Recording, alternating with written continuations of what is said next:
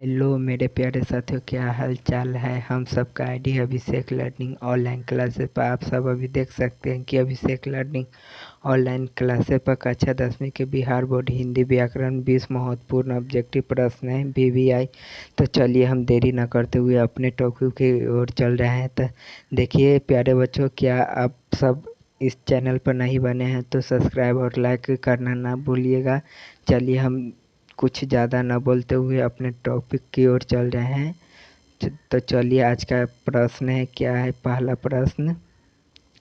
आज का पहला प्रश्न रहा कि राम शब्द में कौन सी संज्ञा है। राम शब्द में कौन सी संज्ञा है। इसका ऑप्शन है व्यक्तिवाचक, जातिवाचक, भाववाचक, द्रव्यवाचक। तो आप सब बताइए कि इसका करेक्ट आंसर क्या हो जाएगा। तो आप सबों के बीच करेक्ट आंसर इसका ए नंबर हो जाएगा।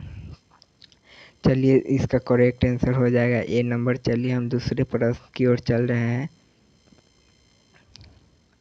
दूसरा प्रश्न है ईमानदारी में कौन सी संज्ञा है। ईमानदारी में कौन सी संज्ञा है। पहला ऑप्शन है व्यक्तिवाचक, जातिवाचक, भाववाचक, समूहवाचक।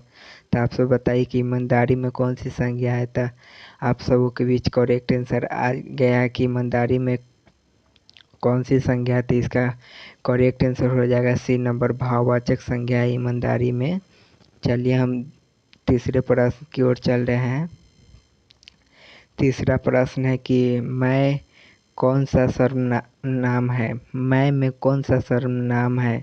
ऑप्शन है पुरुषवाचक, निजवाचक, संबंधवाचक, प्रश्नवाचक वाचक। तो आप सब बताइए कि तीसरा प्रश्न का करेक्ट आंसर क्या हो जाएगा। तो इसका करेक्ट आंसर हो जाएगा सी नंबर, यानी कि संबंधवाचक।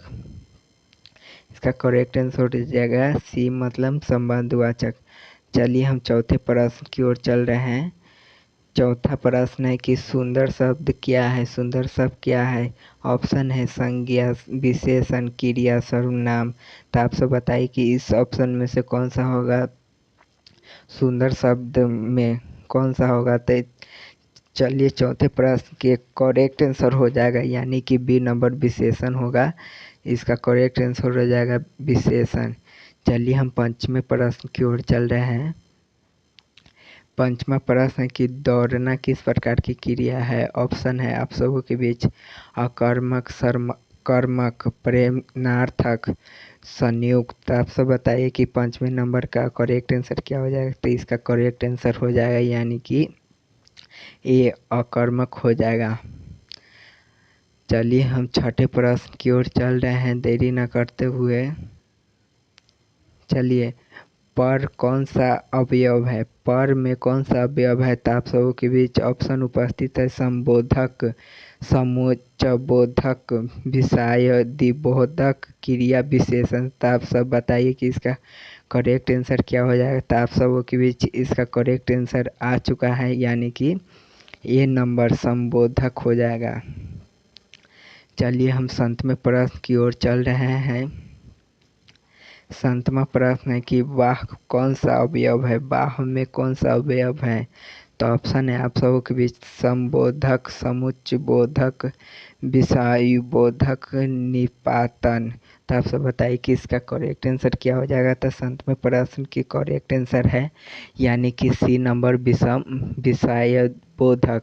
इसका करेक्ट आंसर हो जाएगा सी नंबर, यानी कि विषयादिबोधक। चलिए हम 8वें प्रश्न की ओर चल रहे हैं। 8वां प्रश्न है कि राम और श्याम में और क्या है। राम और श्याम में और क्या है। इसका ऑप्शन है संबोधन, समुच्चयबोधन, निष्पात, क्रिया विशेषण। तब आप सब बताइए कि इसका करेक्ट आंसर क्या हो जाएगा। तो 8वां प्रश्न का करेक्ट आंसर हो जाएगा बी नंबर, यानी कि इसका समुच्चयबोधक है। चलिए हम 9वें प्रश्न की ओर चल रहे हैं। 9वां प्रश्न है कमल कीचड़ी में खेलता है। कमल कीचड़ में खेलता है, यह कौन सा वाक्य है। कमल कीचड़ में खेलता है, इसका कौन सा वाक्य है। कमल कीचड़ में खेलता है, इसका कौन सा वाक्य है। तो इसका ऑप्शन है विधानवाचक, प्रश्नवाचक, आज्ञावाचक, इचाचावाचक, इच्छाकावाचक। चलिए हम इसका करेक्ट आंसर बोल रहे हैं। 9वें प्रश्न की करेक्ट आंसर हो जाएगा यानी कि ए नंबर हो जाएगा विधानवाचक। तो हम पढ़ाए हुए हैं यूट्यूब चैनल पर अभिषेक लर्निंग ऑनलाइन क्लासेस पर एक वीडियो लेकर आए थे, उसमें आप देख लीजिएगा, सब कुछ क्लियर हो जाएगा। चलिए हम 10वें प्रश्न की ओर चल रहे हैं। 10वां प्रश्न है सूरज निकल आया काल क्या है। सूरज निकल आया काल इसमें क्या है? इसका ऑप्शन है वर्तमान, भूत, भविष्य, अपूर्ण भूत। तो इसका करेक्ट आंसर क्या हो जाएगा? तो 10वें प्रश्न की करेक्ट आंसर बी नंबर है। तो चलिए 10वें प्रश्न की करेक्ट आंसर भूत हो जाएगा। आप सब यूट्यूब पर नहीं देखे हैं व्याकरण का क्लास तो देख लीजिएगा, इससे बहुत महत्वपूर्ण VVI ऑब्जेक्टिव प्रश्न है। चलिए हम 11वें प्रश्न की ओर चल रहे हैं। 11वां प्रश्न है कि लड़कियां का वचन है। लड़कियां का वचन है। लड़कियां का कौन सा वचन है? एक वचन, बहुवचन, द्विवचन, इनमें से कोई नहीं। तो ऑप्शन है आप सबों के बीच एक वचन, बहुवचन, द्विवचन, इनमें से कोई नहीं। तो आप सब बताइए कि इसका करेक्ट आंसर क्या हो जाएगा? तो इसका करेक्ट आंसर यानी कि बी नंबर हो जाएगा बहुवचन। तो इसका करेक्ट आंसर हो जाएगा बी नंबर बहुवचन। चलिए हम 12वें प्रश्न की ओर चल रहे हैं। 12वां प्रश्न है कि पुस्तक का लिंग है। पुस्तक का लिंग है। ऑप्शन है पुल्लिंग, स्त्रीलिंग, उभयलिंग, इनमें से कोई नहीं। तो आप सब बताइए कि इसका करेक्ट आंसर क्या हो जाएगा 12वें प्रश्न की? तो 12वें प्रश्न की करेक्ट आंसर है बी नंबर स्त्रीलिंग है। चलिए इसका स्त्रीलिंग है और हम चलते हैं 13वें प्रश्न की ओर। 13वां प्रश्न है कि जल का पर्यायवाची क्या होता है? जल का पर्यायवाची क्या होता है? इसका ऑप्शन है ए नंबर नीर, बी नंबर है अग्नि, सी नंबर है पवन, डी नंबर है धारा। तो आप सब बताइए कि इसका करेक्ट आंसर क्या हो जाएगा? तो 13 नंबर के आप सब जानते होइएगा कि जल का पर्यायवाची शब्द हो जाता है नीर। ए नंबर करेक्ट आंसर है। चलिए हम 14वें प्रश्न की ओर चल रहे हैं। 14वें प्रश्न की ओर चल रहे हैं। 14वां प्रश्न है यानी कि अंधकार का विलोम क्या है? अंधकार का विलोम क्या है? अंधकार का विलोम का ऑप्शन है उजाला, रात, चंद्रमा, दीपक। तो आप सब बताइए कि 14वें प्रश्न की करेक्ट आंसर क्या हो जाएगा? तो अंधकार का विलोम हो जाएगा रात, यानी कि करेक्ट आंसर हो जाएगा उजाला, ए नंबर। चलिए हम 15वें प्रश्न की ओर चल रहे हैं देरी न करते हुए। 15वां प्रश्न है हाथ पैर फूलना मुहावरे का अर्थ है। हाथ पैर फूलना मुहावरे का अर्थ क्या है? खुश होना, घबरा जाना, दौड़ना, बीमार होना। तो आप सब बताइए कि इसका करेक्ट आंसर क्या हो जाएगा? तो 15वें नंबर की करेक्ट आंसर हो जाएगा हाथ पैर फूलना का करेक्ट आंसर हो जाएगा बी नंबर, यानी कि घबरा जाना। चलिए हम 16वें प्रश्न की ओर चल रहे हैं।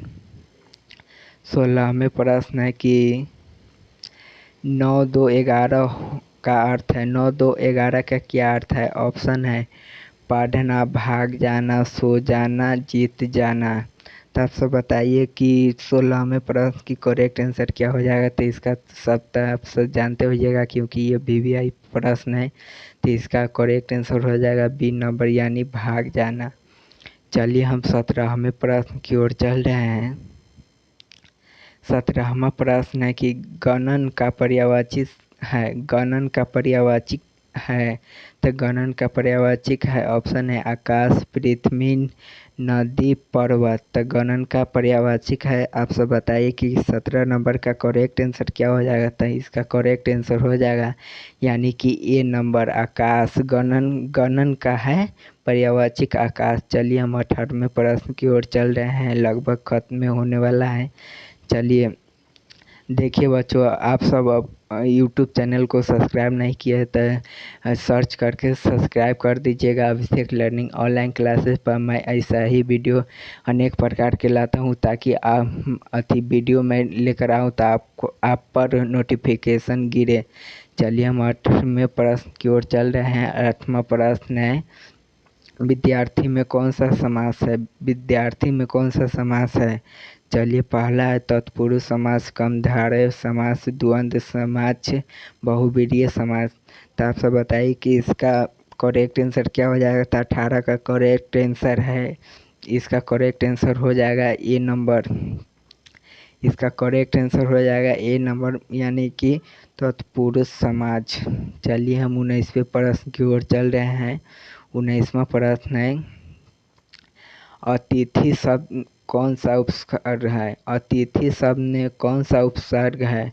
इसमें ऑप्शन है अ, अति, अधि, अनु। तो इसमें से बताइए कि अतिथि शब्द में कौन सा उपसर्ग है?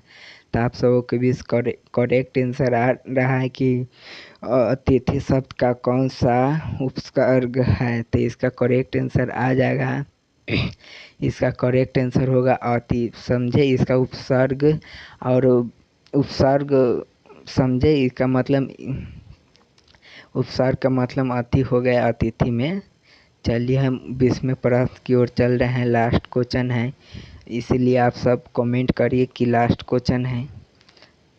चलिए, लास्ट क्वेश्चन है, लिखावट शब्द में प्रत्यय है। लिखावट शब्द में प्रत्यय है।